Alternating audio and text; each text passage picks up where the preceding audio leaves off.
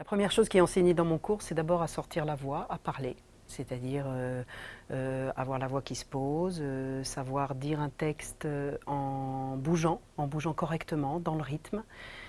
Il y a quelque chose qu'on travaille énormément ici aussi, ce sont les classiques. Normalement, sur la première année, il y a beaucoup de classiques parce qu'à travers la rigueur d'un classique, on apprend à respirer correctement, on apprend à porter la voix. Il y a une respiration spécifique au théâtre qui s'appelle la respiration diaphragmatique qui permet de porter la voix correctement. Il ne faut pas oublier qu'on est appelé à travailler dans des endroits qui sont tous plus ou moins grands et qu'un acteur peut toujours réduire sa voix, mais s'il ne sait pas la sortir, la moitié de la salle n'entendra pas. Ouvrir l'œil est le bon. On respire. Moi, j'avais jamais su. Attaquez bien. Moi, attaque. J'avais jamais su, parce que c'est un sentiment avec de l'exaltation. Si vous respirez pas fort, vous n'arriverez pas à propulser votre sentiment. Poussez sur le diaphragme. Ouvrir l'œil est le bon. Moi, j'avais jamais su. Et maintenant, je sais. C'est quelle rue en haut?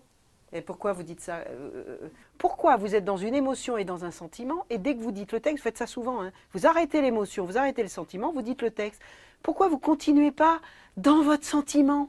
C'est comme si vous arrêtez quelque chose, vous dites le texte, puis après vous essayez de reprendre, mais vous êtes foutu, vous n'y arriverez pas.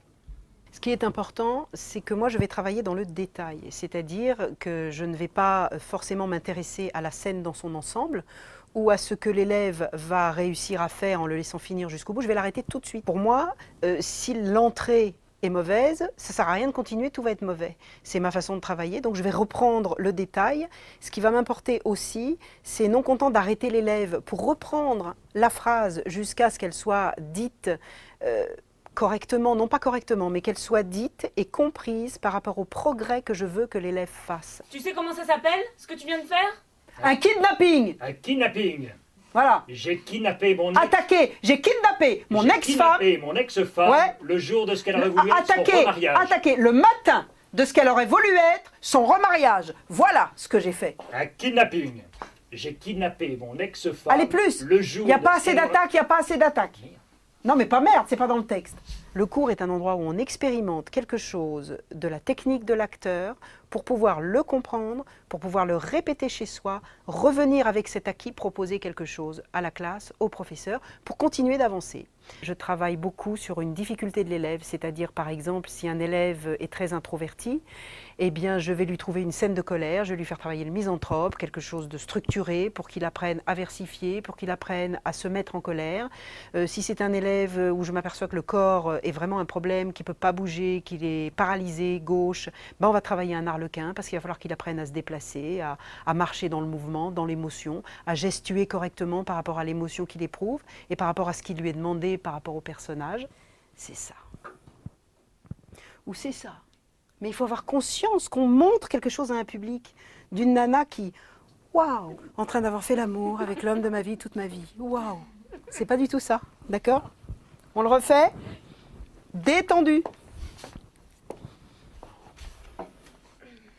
On va essayer de résoudre les difficultés de l'élève une à une, parce que dans mon optique, au niveau du cours que je fais, je trouve que les personnes qui veulent devenir acteurs auront toute leur vie pour être confrontées à des metteurs en scène différents qui voudront qu'ils interprètent comme ci, qui auront telle vision et auxquels ils auront à s'adapter, mais que mon boulot à moi, c'est de leur donner un outil, c'est-à-dire un outil physique, au sens leur corps, et un outil intérieur, comment ils vont utiliser leur bagage, leur émotionnel, pour le mettre au service d'un personnage, et parce que sinon, ils ne pourront jamais devenir acteurs. En place, regardez là, vous voulez y repousser, voilà, simplement, on va aussi apprendre à plier des draps, parce que là, ça ne va pas du tout.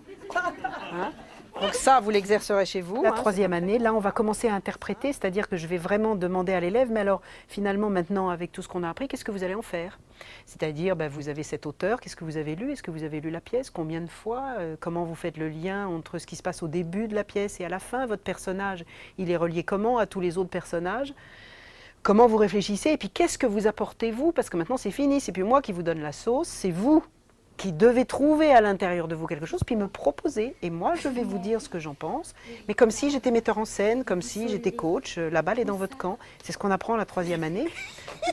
Morbide. Incapable de vous concentrer. incapable de dormir. En tout cas, notre objectif, c'est de donner un bagage et un outil, quelque chose qui leur permet, quand ils vont rentrer dans la profession, puisqu'on prépare aussi aux concours nationaux supérieurs, eh bien, de pouvoir être crédibles par rapport à une profession qui est exigeante et dont côté cours, c'est-à-dire côté élève, ben, on ne se rend pas du tout compte de l'exigence de cette profession, c'est-à-dire on ne se rend pas du tout compte de la réalité de regard du professionnel qui ne dit rien mais qui dit « ah ben non, là ça va pas, c'est particulier, il sait pas ». Et ça c'est terrible et on travaille à petit effectif parce qu'on veut vraiment prendre le temps de s'occuper de l'élève. Ce que vous entendez par... Merci infiniment, monsieur Lambe. Nous vous tiendrons au courant.